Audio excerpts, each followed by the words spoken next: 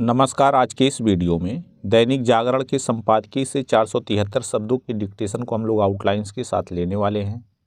अगर आपको इस डिक्टेशन के आउटलाइंस की ज़रूरत है तो आप हमारे शॉर्ट हैंड टीम ऐप को प्ले स्टोर से डाउनलोड कर सकते हैं, और अगर आपको इस डिक्टेशन की PDF की ज़रूरत है तो आप हमारे टेलीग्राम ग्रुप को ज्वाइन कर लें। लिंक इसी वीडियो के ठीक नीचे डिस्क्रिप्शन बॉक्स में आपको मिल जाएगा।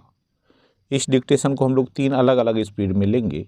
पहली बार में 70 की स्पीड में, दूसरी बार में 80 की स्पीड में, तो तीसरी और आखिरी बार में इसी डिक्टेशन को हम लोग 90 की स्पीड में लेने वाले हैं।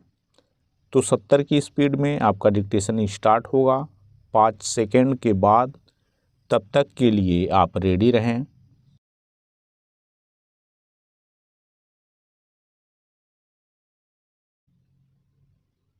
स्टार्ट।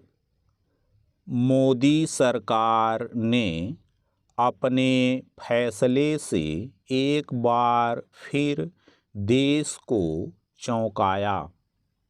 उसने एक साथ 3 हस्तियों को भारत रत्न देने की घोषणा की। इस बार यह सर्वोच्च नागरिक सम्मान 2 पूर्व प्रधानमंत्रियों चौधरी चरण सिंह और PV नरसिंह राव के अतिरिक्त जाने माने कृषि विज्ञानी एवं हरित क्रांति के सूत्रधार MS स्वामीनाथन को भी प्रदान करने की घोषणा की गई। यह इसलिए अनपेक्षित रहा क्योंकि चंद दिनों पहले ही कर्पूरी ठाकुर और फिर लाल कृष्ण आडवाणी को भारत रत्न से विभूषित करने का फैसला लिया गया था। यह पहली बार है जब एक वर्ष में 5 हस्तियों को देश का सर्वोच्च सम्मान देने की घोषणा की गई।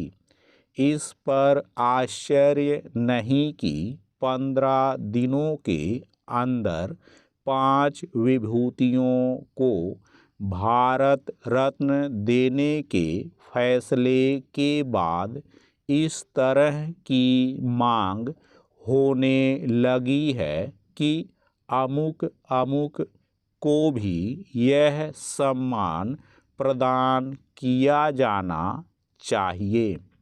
यह मांग स्वाभाविक है क्योंकि अपने देश में ऐसी हस्तियों की कमी नहीं जिन्होंने विभिन्न क्षेत्रों में अपने कार्यों से लाखों लोगों के जीवन को प्रभावित करने के साथ सार्वजनिक जीवन में अमिट छाप और एक यादगार विरासत छोड़ी है। चूँकि मोदी सरकार ने यह प्रदर्शित किया है कि वह सम्मान प्रदान करने के मामले में अपनी राजनीतिक विचारधारा को आड़े नहीं आने देती और भिन्न विचार वाले दूसरे दलों के नेताओं को भी सम्मान देती है, इसलिए यह आस बढ़ी है कि आने वाले समय में उन हस्तियों को भी भारत रत्न से सम्मानित किया जाएगा जो इस सर्वोच्च नागरिक सम्मान की अधिकारी मानी जाती हैं।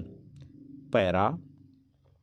यह उल्लेखनीय है कि सामाजिक न्याय की अलख जगाने वाले कर्पूरी ठाकुर एवं किसानों मजदूरों के हितों की लड़ाई लड़ने वाले चौधरी चरण सिंह के साथ साहसिक आर्थिक सुधारों से देश की तकदीर और तस्वीर बदलने वाले नरसिंह राव को भारत रत्न देने की मांग एक लंबे समय से हो रही थी, लेकिन किन्हीं कारणों से कांग्रेस ने संप्रग सरकार का नेतृत्व करते समय उन्हें यह सम्मान देने की आवश्यकता नहीं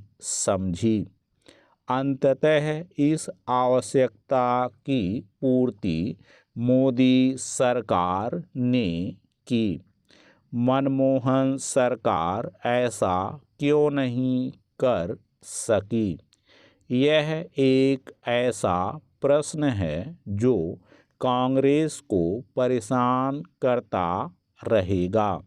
अपनी इस परेशानी के लिए वह अपने अलावा अन्य किसी को दोष नहीं दे सकती, क्योंकि नरसिंह राव हर लिहाज से भारत रत्न के अधिकारी थे। पहले कर्पूरी ठाकुर, फिर चौधरी चरण सिंह और नरसिंह राव को भारत रत्न सम्मान देने की घोषणा पर यह जो कहा जा रहा है कि मोदी सरकार ने इन तीन नेताओं को सर्वोच्च नागरिक सम्मान देकर अपने राजनीतिक हित भी साधे हैं, उसे पूरी तौर पर खारिज नहीं किया जा सकता। लेकिन यह भी एक यथार्थ है कि सरकारें अपने तमाम फैसले राजनीतिक लाभ हानि को ध्यान में रखकर भी करती हैं। प्रश्न यह है कि जो काम मोदी सरकार ने किया वह अन्य सरकारें क्यों नहीं कर सकी? ऐसा करने का अवसर तो उनके पास भी था। स्टॉप।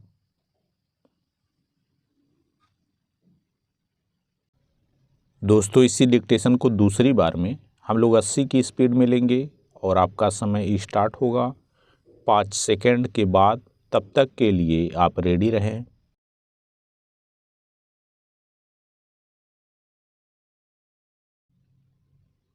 स्टार्ट। मोदी सरकार ने अपने फैसले से एक बार फिर देश को चौंकाया। उसने एक साथ 3 हस्तियों को भारत रत्न देने की घोषणा की। इस बार यह सर्वोच्च नागरिक सम्मान 2 पूर्व प्रधानमंत्रियों चौधरी चरण सिंह और पीवी नरसिंह राव के अतिरिक्त जाने माने कृषि विज्ञानी एवं हरित क्रांति के सूत्रधार MS स्वामीनाथन को भी प्रदान करने की घोषणा की गई। यह इसलिए अनपेक्षित रहा क्योंकि चंद दिनों पहले ही कर्पूरी ठाकुर और फिर लाल कृष्ण आडवाणी को भारत रत्न से विभूषित करने का फैसला लिया गया था। यह पहली बार है जब एक वर्ष में 5 हस्तियों को देश का सर्वोच्च सम्मान देने की घोषणा की गई। इस पर आश्चर्य नहीं कि 15 दिनों के अंदर 5 विभूतियों को भारत रत्न देने के फैसले के बाद इस तरह की मांग होने लगी है कि अमुक अमुक को भी यह सम्मान प्रदान किया जाना चाहिए। यह मांग स्वाभाविक है क्योंकि अपने देश में ऐसी हस्तियों की कमी नहीं जिन्होंने विभिन्न क्षेत्रों में अपने कार्यों से लाखों लोगों के जीवन को प्रभावित करने के साथ सार्वजनिक जीवन में अमिट छाप और एक यादगार विरासत छोड़ी है।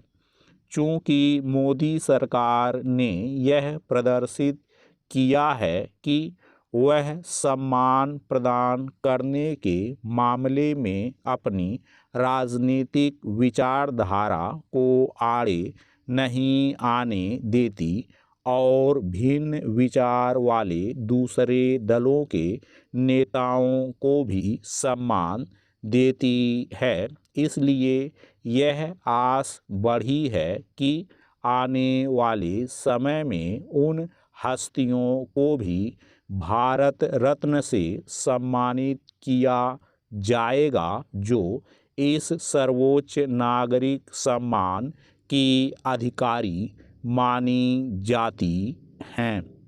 पैरा, यह उल्लेखनीय है कि सामाजिक न्याय की अलख जगाने वाले कर्पूरी ठाकुर एवं किसानों मजदूरों के हितों की लड़ाई लड़ने वाले चौधरी चरण सिंह के साथ साहसिक आर्थिक सुधारों से देश की तकदीर और तस्वीर बदलने वाले नरसिंह राव को भारत रत्न देने की मांग एक लंबे समय से हो रही थी, लेकिन किन्हीं कारणों से कांग्रेस ने संप्रग सरकार का नेतृत्व करते समय उन्हें यह सम्मान देने की आवश्यकता नहीं समझी। अंततः इस आवश्यकता की पूर्ति मोदी सरकार ने की। मनमोहन सरकार ऐसा क्यों नहीं कर सकी? यह एक ऐसा प्रश्न है जो कांग्रेस को परेशान करता रहेगा।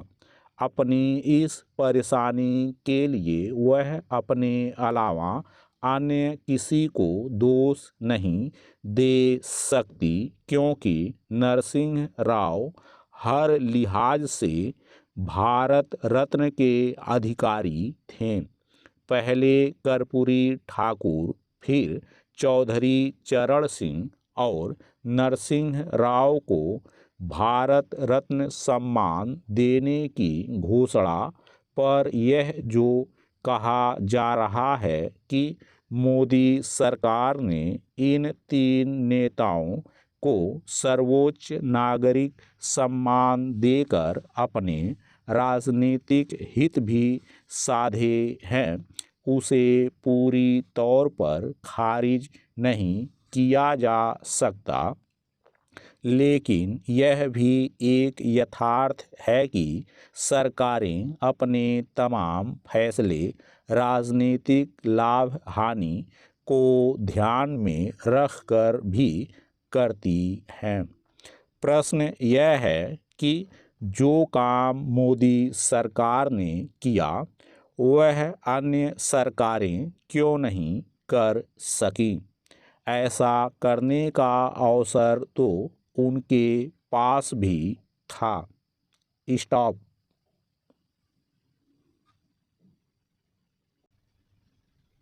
दोस्तों, इसी डिक्टेशन को तीसरी और आखिरी बार में हम लोग 90 की स्पीड में लेंगे और आपका समय स्टार्ट होगा 5 सेकंड के बाद। तब तक के लिए आप रेडी रहें।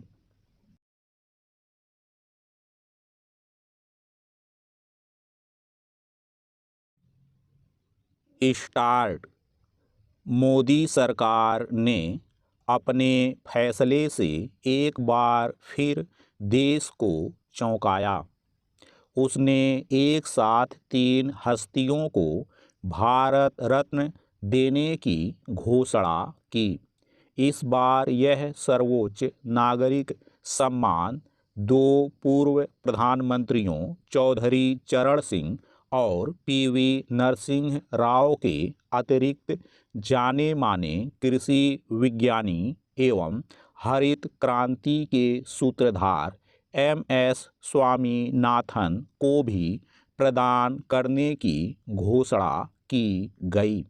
यह इसलिए अनपेक्षित रहा क्योंकि चंद दिनों पहले ही कर्पूरी ठाकुर और फिर लाल कृष्ण आडवाणी को भारत रत्न से विभूषित करने का फैसला लिया गया था। यह पहली बार है जब एक वर्ष में 5 हस्तियों को देश का सर्वोच्च सम्मान देने की घोषणा की गई। इस पर आश्चर्य नहीं कि 15 दिनों के अंदर 5 विभूतियों को भारत रत्न देने के फैसले के बाद इस तरह की मांग होने लगी है कि अमुक अमुक को भी यह सम्मान प्रदान किया जाना चाहिए।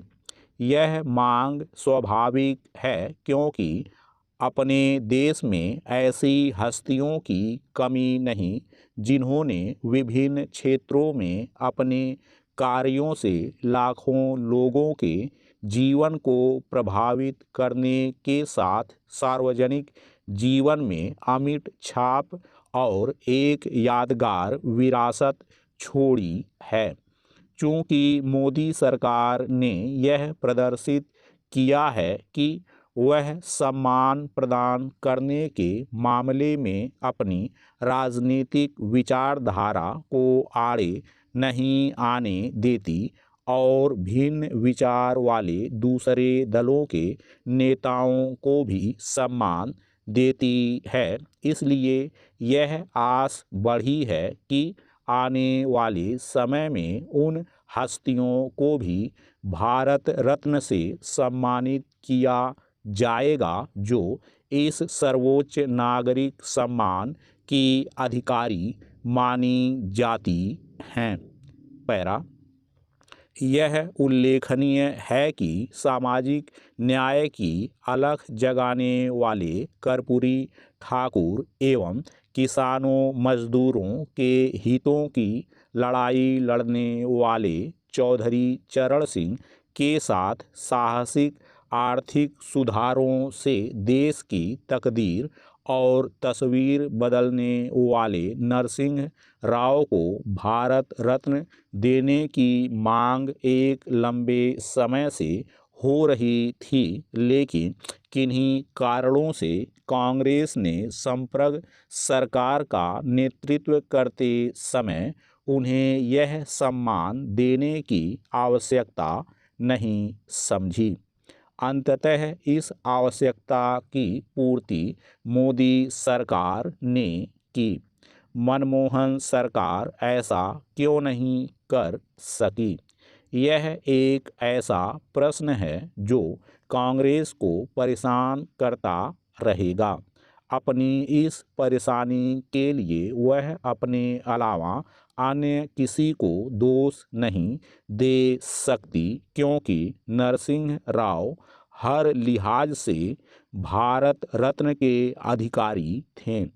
पहले कर्पूरी ठाकुर, फिर चौधरी चरण सिंह और नरसिंह राव को भारत रत्न सम्मान देने की घोषणा पर यह जो कहा जा रहा है कि मोदी सरकार ने इन 3 नेताओं को सर्वोच्च नागरिक सम्मान देकर अपने राजनीतिक हित भी साधे हैं, उसे पूरी तौर पर खारिज नहीं किया जा सकता। लेकिन यह भी एक यथार्थ है कि सरकारें अपने तमाम फैसले राजनीतिक लाभ हानि को ध्यान में रखकर भी करती हैं। प्रश्न यह है कि जो काम मोदी सरकार ने किया वह अन्य सरकारें क्यों नहीं कर सकी?